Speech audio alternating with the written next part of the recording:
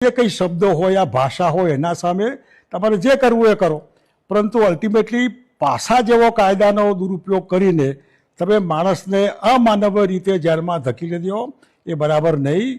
આ સમાજમાં લોકોને એવું. તો મિત્રો ફરીવાર એક બાપુનો વિડીયો વાયરલ થઈ રહ્યો છે. બાપુ ખરેખર મિત્રો એવું લાગે છે કે સાહિત્રભાઈ વસવાના સપોર્ટમાં છે, કારણ કે બાપુ અત્યારે ખૂબ સરસ હવે મેદાનમાં આવી ગયા છે અને વાત પણ કરી રહ્યા છે.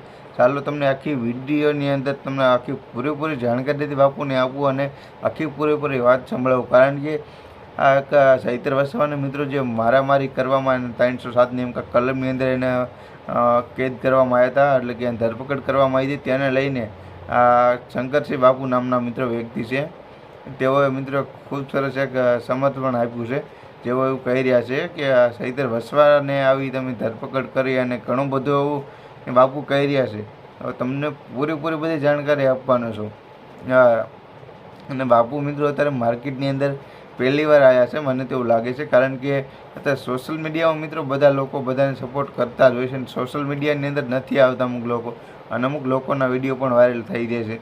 તો સાહિત્ય વસવાને કેટલા લોકો તમે સપોર્ટ કરો છો, અને મિત્રો ખરેખર તમે અત્યારે જે પણ વ્યક્તિ મારો વિડીયો જોઈ રહ્યા હોય તે પણ મિત્રો આજે ભૂલવાનું નથી કે તમે ક્યાંથી છો, કયા જિલ્લામાં અને ક્યાંથી છો, અને તમારે ત્યાં ચૂંટણીની કેવી તૈયારી અને કેવો પ્રચાર બધું ચાલી રહ્યો છે. કમેન્ટ બોક્સની અંદર બતાવજો જેટલા પણ લોકો મિત્રો જોઈ રહ્યા છો તે, તો જેટલા પણ લોકો જોવો છો, અને ખાલી તમારું ગામનું નામ એક એડ કરી દેજો કે હું પણ જોઈ શકું કે તમે બધા લોકો મારા વિડીયો ક્યાં ક્યાં સુધી પૂગે છે. આ સાહિત્ય વસવાને લઈને મિત્રો ઘણા બધા વિડીયો અત્યારે વાયરલ થઈ રહ્યા છે, તો એમાં બાપુનો પણ આ વિડીયો વાયરલ થઈ રહ્યો છે. તમને ચાલો આખો બાપુનો વિડીયો બતાવી દો. જેટલા પણ લોકો જોવો છો તે બધા વિડીયો લાઇક, શેર અને સબસ્ક્રાઈબ કરી દેજો.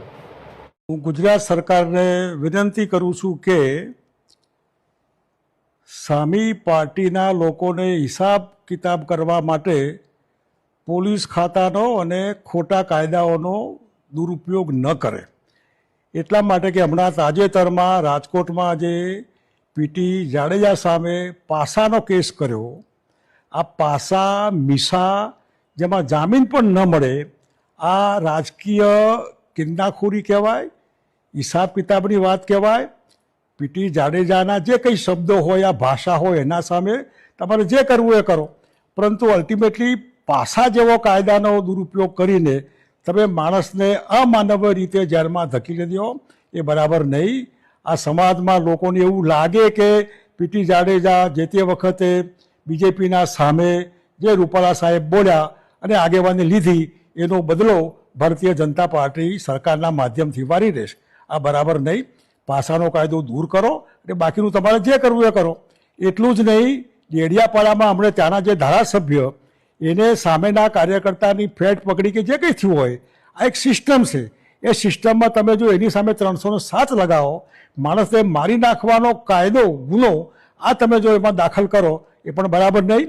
બીજા ઘણા એવા કાયદા છે જેના આધારે તમે સામો માણસ બોલ્યો હોય એનું એક્ટ કરી શકો, પરંતુ 307 મારી નાખવા માટેનો પ્રયત્ન આવું ક્યારેય ન હોઈ શકે.